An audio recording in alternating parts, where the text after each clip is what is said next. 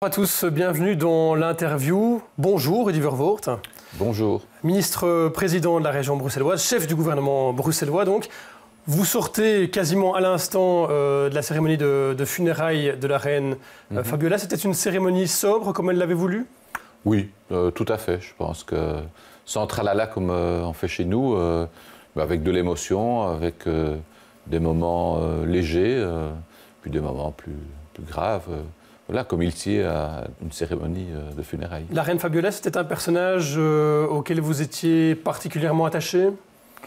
Particulièrement non. Je pense qu'elle a surtout, avec son époux, le roi Baudouin, accompagné, je dirais, à la fois mon enfance, puisque moi je suis né en 58, donc, et qui a accompagné cette Belgique qui s'est complètement transformée. Et donc, sa disparition, je dirais, clôt aussi une partie de notre histoire. C'est une page qui se tourne définitivement. Aujourd'hui, on vit dans une autre Belgique, avec d'autres défis qui se présentent à nous. On n'a pourtant pas senti une grande ferveur ou une grande émotion populaire Oui, mais vous savez, elle était relativement discrète depuis un certain nombre d'années. Comment dire, retirer les affaires. Donc, je pense que c'est assez normal. Aujourd'hui, les préoccupations des Belges sont autres. Mais effectivement, il était normal qu'il y ait ce moment de recueillement aujourd'hui. 7 jours de deuil national, c'était normal? C'était pas trop? Écoutez, c'est une question qu'il faut poser au gouvernement fédéral. Moi, je n'ai pas d'opinion là-dessus. Je n'ai pas le sentiment que c'est beaucoup impacté la vie de nos concitoyens. Est-ce que vous êtes monarchiste ou royaliste, Rudy Vervoort? Écoutez, dans l'absolu, dans l'idéal, non. Je pense que le pouvoir, je ne pense pas, je suis convaincu que le pouvoir ne se transmet pas ni par le sang, ni par un quelconque droit divin. En même temps, en Belgique, on pourrait se poser la question de savoir par quoi remplacer la monarchie. Et quand on pose cette question-là, on se dit que finalement, ça fonctionne plutôt pas mal et ça permet de maintenir, non pas l'Église, mais les institutions en place. Vous n'êtes pas républicain? Écoutez, moi je considère que le meilleur régime qui soit, c'est un régime de démocratie parlementaire qui contrôle un exécutif, qui est un Premier ministre. Je ne pense pas qu'il faille finalement repersonnifier la fonction au travers d'un président. Je ne vis pas dans la nostalgie d'une royauté. La monarchie, c'est le moins mauvais système pour la Belgique, c'est comme ça qu'on pourrait résumer? Oui, c'est le système, je crois, qui nous convient le mieux dans un pays compliqué, avec des communautés, des régions. Et je pense que s'il n'y avait pas ce lien symbolique, ça ferait déjà longtemps que le pays n'existerait plus. Alors, Rudy Vervoort, la région bruxelloise a un nouveau bouwmeester. Il s'appelle Christian Borret, il nous vient d'Anvers. C'est quoi un bouwmeester, Rudy Vervoort? D'abord, il nous vient d'Anvers en partie, parce que c'est un Bruxellois. Oui, mais il travaillait pour la ville d'Anvers. Exactement. Donc, il faisait partie des nafteurs sortants. Voilà. Mais c'est un Bruxellois. Un bouwmeester, je dirais que c'est une personne de référence en matière d'architecture, de qualité architecturale, de développement territorial. C'est une autorité morale, c'est une autorité d'expertise, c'est quelqu'un qui accompagne les projets et qui leur donne du sens. C'est lui qui va dessiner le futur visage de Bruxelles? Alors, dessiner, c'est un grand mot. Je pense qu'il accompagne les projets.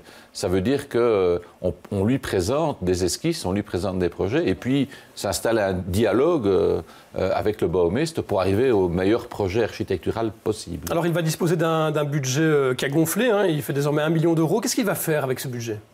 Mais il va d'abord constituer une équipe, ensuite définir ses lignes forces, son programme pour, je dirais, sa législature à lui. Mais est-ce qu'il va travailler sur les contours du nouveau quartier de Wesel, sur un boulevard à la place du Viaduc Reyers? Quels sont les gros dossiers dont il va devoir se saisir? Il y a deux pans. Il y a d'abord tout ce qui a trait au programme, au projet public, où là, il va nécessairement accompagner tous les projets que la région et d'autres pouvoirs vont développer. Et puis ensuite, nous voulons qu'il développe aussi une mission d'expertise auprès de grands projets portés par des investisseurs privés, puisque l'enjeu aujourd'hui de l'architecture, c'est aussi de donner une certaine esthétique, une certaine marque de fabrique. Alors, il y a toute la discussion sur les bâtiments iconiques ou non. Quel type d'architecture voulons-nous? Mais tout ça, c'est... On a déjà une idée du style qu'il va imprimer?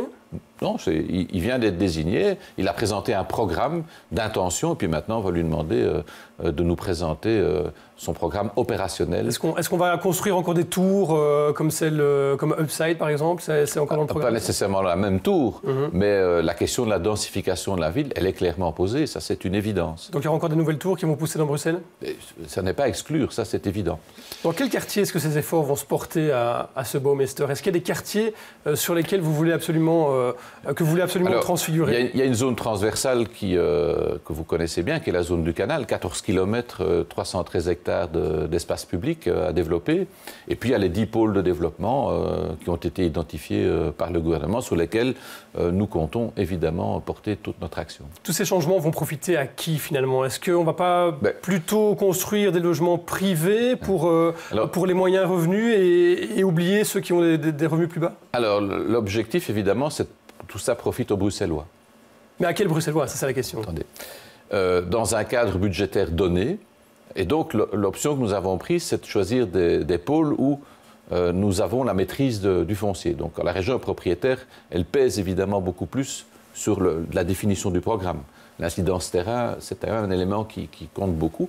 Et donc là, si je prends par exemple le pôle Josaphat, l'intention est de construire 45% de logements publics, au total 45%. Et dans ces 45%-là, 60% seront des logements sociaux, sur un total donc de 1800 logements. Donc c'est l'accent qui est mis sur la mixité sociale. Et donc, il y en aura pour tout le monde. Il y en aura pour tout le monde. Ce Baumeister, on l'a dit, il a été Baumeister avant la ville d'Anvers. On a mis fin à son contrat là-bas de manière un peu anticipée, je vais dire. Qu'est-ce qui s'est passé? Bart De Wever n'en voulait plus? Écoutez, ça c'est une question qu'il faudra poser à M. Borret. J'imagine que changement de pouvoir oblige, il n'y avait peut-être pas nécessairement la même vision du développement territorial entre les deux hommes. Mais ça n'enlève rien aux qualités de M. Borret. Et d'ailleurs, il y avait bon nombre de candidats et il est sorti haut la main. Pour vous, choisir celui qui a été mis dehors par Bart De Wever, c'est une sorte de message politique aussi, peut-être de pied de nez ou pas du tout? Non, absolument pas. Et celui qui présidait le jury, c'est un autre grand architecte français qui, lui, s'occupe du quartier de Midi. Donc, franchement, il ne faut pas y voir quelque chose de négatif, il faut plutôt y voir, je dirais, l'adhésion, en tout cas du gouvernement bruxellois, à un développement architectural de qualité. Alors, Rudy Vervoorst, quel est votre peintre préféré? Est-ce que vous savez en donner un comme ça? Est-ce que vous avez un attrait particulier pour la peinture? Un attrait particulier pour la peinture? Est-ce que vous avez un peintre que vous aimez? Oh, écoutez, pas particulièrement. On pourrait dire Picasso, l'art moderne en général. Quelque chose qui... ce qui compte pour moi, c'est ce qui procure une émotion. Pourquoi je vous pose la question, évidemment, c'est... vous allez me parler de musée. Voilà, je vous parle de musée, évidemment, des collections d'art moderne. Elles iront bien dans le garage Citroën, ces collections d'art moderne? Il y aura de l'art moderne et contemporain dans le garage Citroën, ça c'est sûr. Mais avec quelle question des collections, ça c'est une autre affaire. En ce qui concerne l'art moderne, on assiste pour l'instant à une saga un peu, je dirais, pitoyable, un jour, on apprend que le musée, les collections devraient aller à tel endroit, le lendemain, elles redéménagent. On imagine faire déménager des parties de musées qu'on a à peine inaugurées à coût de... Donc ça, c'est la secrétaire d'État, elle, SNVA, en charge de la politique scientifique. C'est 7,5 millions d'euros qu'on jette à la poubelle. Tout ça parce qu'en réalité, c'est quoi? C'est une question d'entêtement, parce qu'on ne veut surtout pas que Bruxelles soit dotée d'un musée d'art moderne et contemporain en tant que tel. Hein.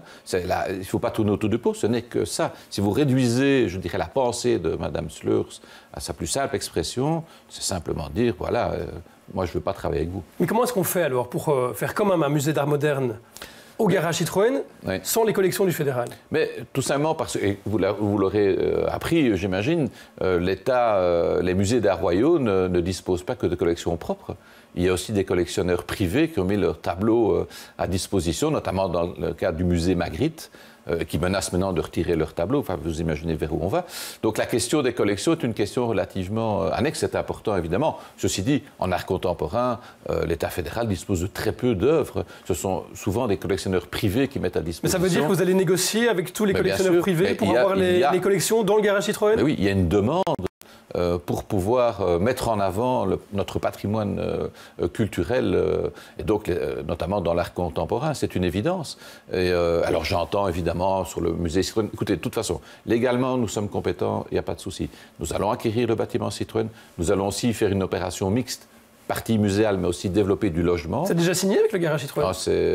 La dernière offre est partie. On attend maintenant l'accord définitif de Citroën. Nous avons trouvé un accord pour la relocalisation du garage. Enfin, tout ça, on est en phase maintenant de signature. Nous communiquerons ensemble en temps voulu. Et puis par après, nous allons, au travers de ce montage financier, puisqu'il y aura le développement de logement, tout ça va permettre de dégager des moyens. Moi, je rappelle quand même une chose, c'est que l'objectif, c'est quoi? C'est peut-être Bruxelles sur la carte, notamment touristique, mais d'attrait d'œuvres d'art, c'est quoi? C'est amener de l'activité économique, c'est amener des touristes, c'est amener des emplois. D'accord, mais ça va coûter combien tout ça à la région bruxelloise? À l'heure actuelle, je suis tenu à une clause de discrétion. On peut donner une estimation? Non. Non, sur le musée, non, je ne peux pas vous dire. Plusieurs milliers d'euros, plusieurs centaines, plusieurs millions, plusieurs dizaines de millions? J'irais plutôt vers millions. Plusieurs dizaines de millions peut-être? Non, pas plusieurs dizaines de millions. Est-ce que c'est une vraie priorité pour les Bruxellois, ce musée, finalement? C'est le MR Vincent de Wolf qui dit rue du Vorvour sans tête, c'est pas une priorité pour les Bruxellois, il y a des vraies priorités comme l'emploi, le logement, etc. Mais je comprends. Lui, de toute façon, sa posture, c'est se coucher devant la NVA. Donc je comprends qu'effectivement, il ne peut pas concevoir que Bruxelles puisse porter des projets en tant que tel. Mais la préoccupation de Bruxelles, c'est quoi? C'est de créer de l'emploi. Hein, c'est de créer de la richesse. Et ce musée va en créer? Attends, ça certainement, oui. Combien? Vous avez déjà une idée? Mais écoutez, un musée, c'est plusieurs centaines de milliers de visiteurs par an. Hein, on peut penser 300, 400, 500 000 visiteurs. Ça signifie quoi? C'est des nuits d'hôtel, c'est des restaurants, c'est des cafés, c'est tout le gardiennage, tout ce qui travaille autour, la maintenance. Tout ça sont des emplois, c'est plusieurs centaines d'emplois. Hein, le tourisme, c'est plusieurs dizaines de milliers d'emplois à Bruxelles. Nous devons continuer à développer ce secteur-là. Et Bruxelles est une ville d'art, elle est reconnue pour telle, elle fait partie de ce qu'on appelle les tripes culturelles. Et donc, on passe à Bruxelles parce qu'on veut aller voir, par exemple, le musée Magritte, le musée des instruments. Donc, le musée d'art moderne au garage Citroën créera de l'emploi pour la région bruxelloise? Ça, c'est une certitude. L'objectif, il est là. Et de manière plus générale, c'est quoi? C'est de donner un signal fort à cette zone du canal, de dire, voilà, cette zone du canal qui a été trop longtemps délaissée, on s'y attarde, on y met, je dirais, les moyens pour la replacer au cœur aussi du développement territorial de Bruxelles. Merci beaucoup Rudy Vervoort d'avoir été l'invité de l'interview en ce vendredi. Demain, deux autres invités dans l'émission Les Experts avec Fabrice Grosfilet. Ce sera Gaëtan Van Gotsenhoven et Christos Doulkeridis. Bel après-midi.